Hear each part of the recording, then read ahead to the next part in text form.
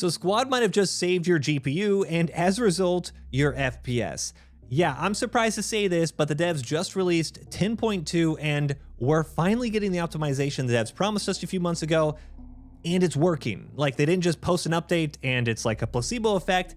This is actually working. And there are a couple other big gameplay changes in this update that we'll also get to. And if you're a helicopter pilot, you're definitely going to want to pay attention. But performance as a whole has been a huge sticking point in the game since UE5 dropped, and this is honestly a great patch. It is actually working. So what is it? What are these changes? Well, in 10.2, you should have reduced or straight up removed hitching for most of you guys, especially if you have lower end or older GPUs, and this is how. So from the patch notes, memory use has been improved with an implementation of mesh streaming LODs for most static and skeletal meshes. This results in clients only keeping the minimum required quality level of meshes in memory and streaming in higher quality meshes as needed.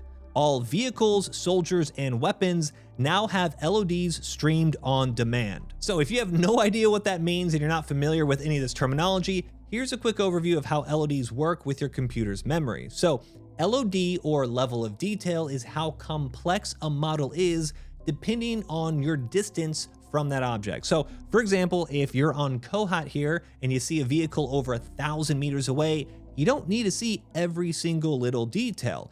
Instead, you just need a general shape and a silhouette. You need to just be like, oh, okay, that's a Bradley or whatever, right? So devs optimize these LODs so your computer doesn't catch fire trying to render high fidelity models when you really don't need them. And as you get closer, the game will then display the higher quality models until it's at that max high quality value. So before this update, at the start of every game, your GPU would load every stage of this LOD into memory. You'd have your minimum, your, let's say, medium distance, and then your max. I'm right up next to it. I can see every little polygon, okay? But just because these were loaded at the start of games doesn't mean that these objects were always rendered at the highest quality at these various distances. Instead, they were all held in the memory so your card could just keep them available to access even when they weren't needed.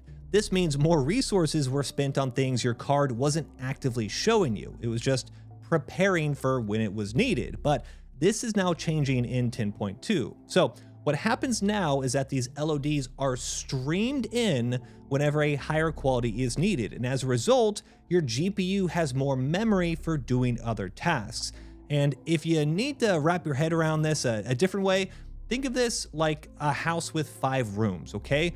You're in the living room and the lights are on because you're in that room. However, the 4 other rooms in your house also have those lights on, but they are dimmed. As you walk into a new room, the light goes from dim to fully bright, and the living room would now be dimmed, okay?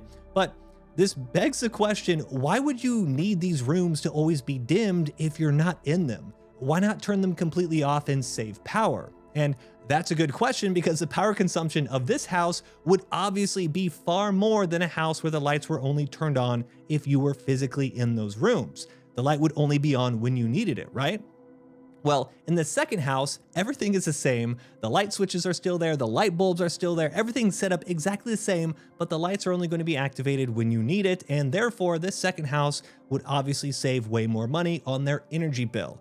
The first house is how Squad worked before 10.2. It made your GPU keep every single room in the house dimmed and using power even when you didn't need it, because it wanted to be prepared to show you that fully lit room. However, the second house is how Squad works now.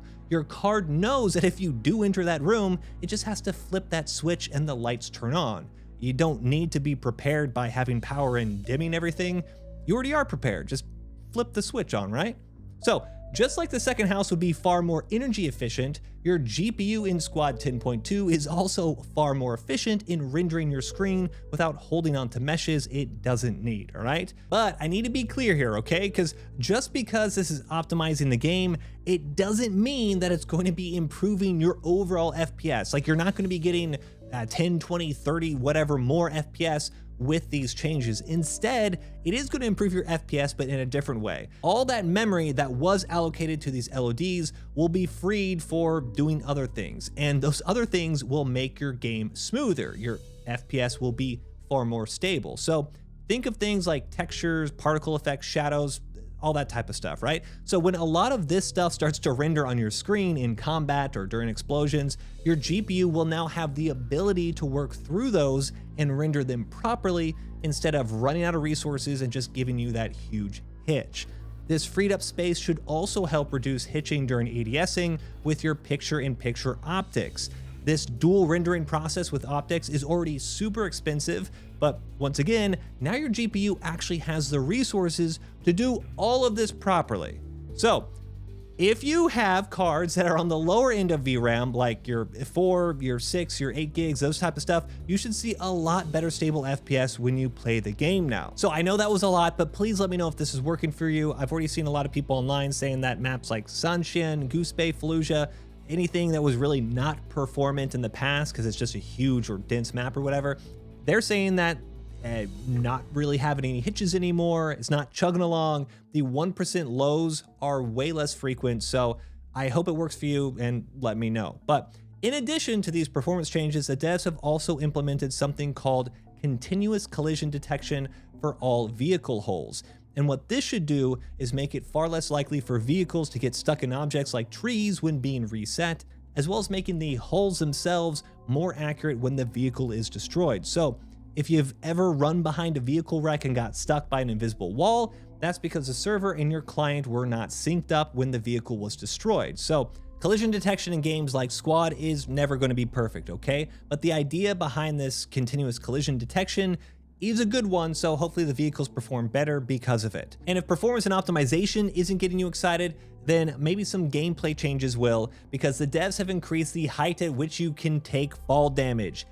Okay, time out though. We're not at like the days where we could just parkour around the map, but if you were to just dismount at the top of a tank or an APC, you're not going to take fall damage, which is huge, okay? You're safe from about 4 to 5 meters, which is about as high as the top of a HESCO wall, but anything more than that and you'll just take the normal fall damage. It's just enough of a change to make normal movements around vehicles and fob emplacements feel good without the whole thing feeling cheesy, and I'm really happy to see this change. Additionally, helicopter pilots have a few big changes that should make their life way better and ultimately your team's life way better. So helicopter respawn timers have been reduced from 10 minutes back down to 5 minutes, and this is not just better for pilots, but will also have a pretty large effect on your average game.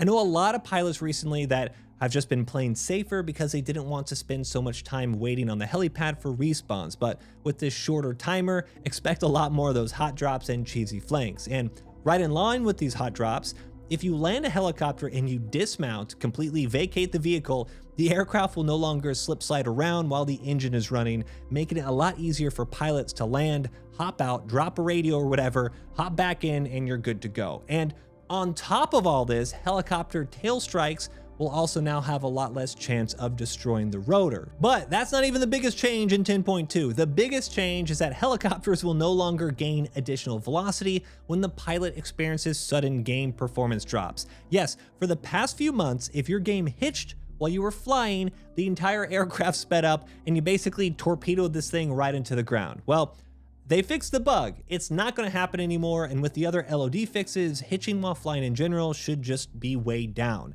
This update is a huge stealth update to pilots and helicopters, and I love to see it. There is a whole bunch more posted from the devs. There's a 75 or something changes. So if you do want additional information, there's a lot of fire team updates as well. I don't really play that mode, but if you do play it, there's new content for that. So do check that out. 10.2, I'm impressed. Performance is great. Helicopters are feeling great. It's the first real update of 2026, and I think the devs nailed it. But that's it for me. As you can see, I'm wearing my sweatshirt, my alma mater. My Indiana Hoosiers are in their first ever national championship game. If you're watching this, I'm probably watching the game. I hope we won. Oh man, if I'm wearing this and then we end up losing this, I'm gonna be absolutely flamed in the comments. So fingers crossed. Go Hoosiers. 10.2. There you go. Enjoy it. If you like the video, give it a thumbs up. Subscribe for more, and let me know what you think down in the comments below. Hoosiers!